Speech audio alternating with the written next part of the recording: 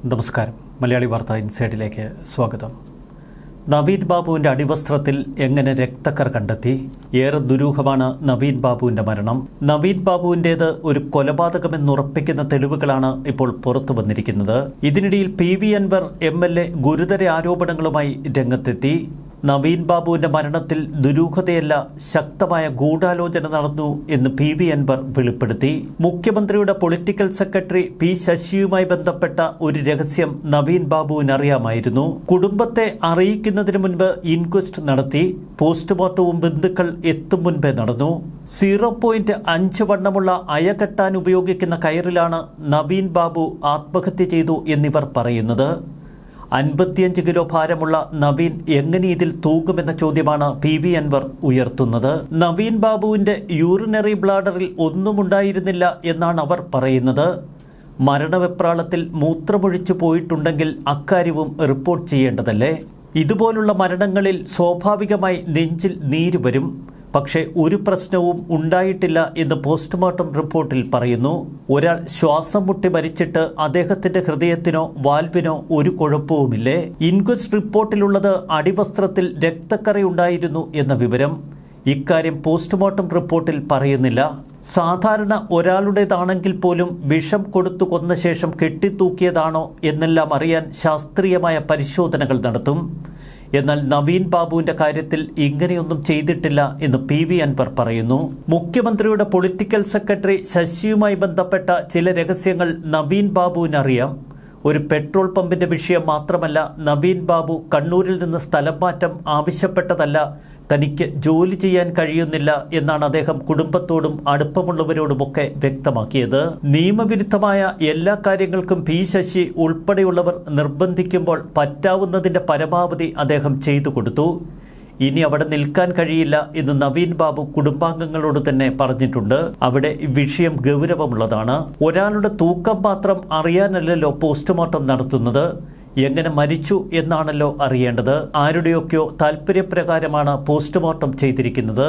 Postmortem അട്ടിമറിയാണ് എന്ന് PV Anwar പറയുന്നു. നവീൻ ബാബു ആത്മഹത്യ ചെയ്യില്ല എന്ന് അദ്ദേഹത്തിന്റെ കുടുംബം തീർത്തു പറയുന്നു. ആത്മഹത്യയുടെ സൂചന നൽകുന്ന ഒരു സംസാരവും അദ്ദേഹം ഭാര്യയുമായി നടത്തിയ സംഭാഷണത്തിൽ ഉണ്ടായിരുന്നില്ല. മാനസിക വിഷമം പോലും അദ്ദേഹം പ്രകടിപ്പിച്ചില്ല എന്ന് ഭാര്യ പറയുന്നു.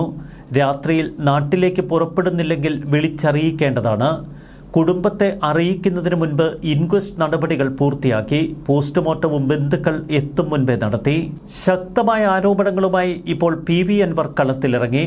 മറുവശത്ത് നവീൻ ബാബുവിൻ്റെ കുടുംബം ഇപ്പോൾ രൂക്ഷമായ ആരോപണങ്ങളാണ് ഉയർത്തുന്നത്. നവീൻ ബാബുവിൻ്റെ അടിവസ്ത്രത്തിൽ രക്തക്കറ പടർന്നിരുന്നു എങ്കിൽ അക്കാര്യം എന്തുകൊണ്ട് പോസ്റ്റ്മോർട്ടം റിപ്പോർട്ടിൽ ഉണ്ടായിരുന്നില്ല എന്ന ചോദ്യമാണ് അദ്ദേഹത്തിൻ്റെ കുടുംബവും ഉയർത്തുന്നത്. പോസ്റ്റ്മോർട്ടം പരിയാരം മെഡിക്കൽ കോളേജിൽ വെച്ച് നടത്തരുത് എന്ന് തങ്ങൾ ആവശ്യപ്പെട്ടിരുന്നതായി ബന്ധു അനിൽ P നായർ ഇപ്പോൾ മാധ്യമങ്ങളോട് പറഞ്ഞു. കോഴിക്കോട് മെഡിക്കൽ കോളേജിൽ വെച്ച് പോസ്റ്റ്മോർട്ടം നടത്താവൂ എന്ന് ജില്ലാ കളക്ടറോട് താൻ ആവശ്യപ്പെട്ടിരുന്നു. ഇൻക്വസ്റ്റ് നടപടികൾ കഴിഞ്ഞു എന്ന് മാത്രമാണ് ജില്ലാ കളക്ടർ ഞങ്ങളോട് പറഞ്ഞത്. അതിനുപോലും ബന്ധുക്കളുടെ അനുമതി അവർ തേടിയിരുന്നില്ല. ADMന്റെ മരണത്തിൽ CBI അന്വേഷണം ആവശ്യമില്ല എന്ന് പോലീസ് ഹൈക്കോടതിയിൽ സത്യവാങ്മൂലം കൊടുത്തതിന് തൊട്ടുപിന്നാലെയാണ് പോസ്റ്റ്മോർട്ടം റിപ്പോർട്ടും ഇൻക്വസ്റ്റ് റിപ്പോർട്ടുമൊക്കെ പുറത്തു വരുന്നത്. ADMന്റെ മരണം കൊലപാതകമാണ് എന്ന് സംശയിക്കാൻ നിലവിൽ തെളിവുകളില്ല. ബന്ധുക്കൾ വരാൻ വൈകിയതുകൊണ്ടാണ് ഇൻക്വസ്റ്റ് നടത്തിയത് എന്ന് സത്യവാങ്മൂലത്തിൽ പോലീസ് പറയുന്നു. ഇവിടെയാണ് ശക്തമായ വിയോജിപ്പുമായി ബന്ധു അനിൽ P നായർ രംഗത്തെത്തുന്നത്. ബന്ധുക്കളുടെ സാന്നിധ്യമില്ലാതെയാണ് ഇൻക്വസ്റ്റ് നടത്തിയതും പോസ്റ്റ്മോർട്ടത്തിന് കൊണ്ടുപോയതും. അതിപ്പോൾ പോലീസ് തന്നെ സമ്മതിച്ചിരിക്കുന്നുവെന്ന് അനിൽ P നായർ പറയുന്നു. മൃതദേഹം പോസ്റ്റ്മോർട്ടത്തിന് കൊണ്ടുപോയതിനു ശേഷമാണ് ഔദ്യോഗികമായി പോലും അവർ വിവരമറിയിച്ചത്. മൃതദേഹം പരിയാരത്തേക്കാണ് കൊണ്ടുപോകുന്നത് എന്നറിഞ്ഞ നിമിഷം തന്നെ കളക്ടറെ ബന്ധപ്പെടാൻ ശ്രമിച്ചു.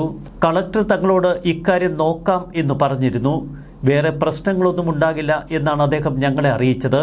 ആന്തരികാവയവങ്ങളുടെ സാമ്പിൾ എന്തുകൊണ്ടാണ് ശേഖരിക്കാത്തത് എന്ന ചോദ്യം കുടുംബാംഗങ്ങൾ ഉയർത്തുന്നു. കോടതിയെ എങ്ങനെയാണ് ഞങ്ങൾക്ക് തെറ്റിദ്ധരിപ്പിക്കാൻ കഴിയുന്നത്? കുടുംബത്തിന്റെ ആവലാതികളും സംശയങ്ങളുമാണ് ഇപ്പോൾ ഹൈക്കോടതിക്ക് മുൻപാകെ ഉയർത്തിയിരിക്കുന്നത്. കുടുംബത്തിനും പൊതുസമൂഹത്തിനും ബോധ്യപ്പെടുന്ന അന്വേഷണം നടത്തണം എന്നാവശ്യപ്പെടുമ്പോൾ അത് നടക്കട്ടെ എന്നല്ലേ സർക്കാർ പറയേണ്ടത്? സർക്കാരും പാർട്ടിയും നവീൻ ബാബുവിന്റെ കുടുംബത്തിനൊപ്പം നിന്നില്ലേ എന്ന മാധ്യമപ്രവർത്തകരുടെ ചോദ്യത്തിന് അഡ്വക്കേറ്റ് അനിൽ P നായർ പറഞ്ഞ ഉത്തരം വിവരം അത്യന്തം ഹൃദയഭേദകമാണ്. നവീൻ ബാബുവിൻ്റെ അച്ഛനും അമ്മയും ഉണ്ടായിരുന്നെങ്കിൽ ഹൃദയം പൊട്ടി മരിച്ചേനെ.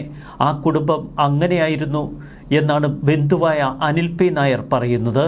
PV അൻവർ ഉയർത്തിയിരിക്കുന്നത് രൂക്ഷമായ ആരോപണങ്ങളാണ്. നവീൻ ബാബുവിൻ്റെ കുടുംബം പൊതുസമൂഹത്തിന് മുന്നിൽ ഉന്നയിക്കുന്നതും സമാനമായ സംശയങ്ങൾ. എന്തുകൊണ്ടാണ് ഇത്ര വലിയ അട്ടിമറി പോസ്റ്റ്മോർട്ടത്തിൽ നടന്നത്? ആരൊക്കെയായിരുന്നു അതിൻ്റെ പിന്നിൽ കളിച്ചത്? എന്താണ് നവീൻ ബാബുവിൻ്റെ കൊലപാതകത്തിന് പിന്നിലെ യഥാർത്ഥ കാരണം? ന്യൂസ് ഡെസ്ക് മലയാളി വാർത്ത ഇൻസൈഡ്.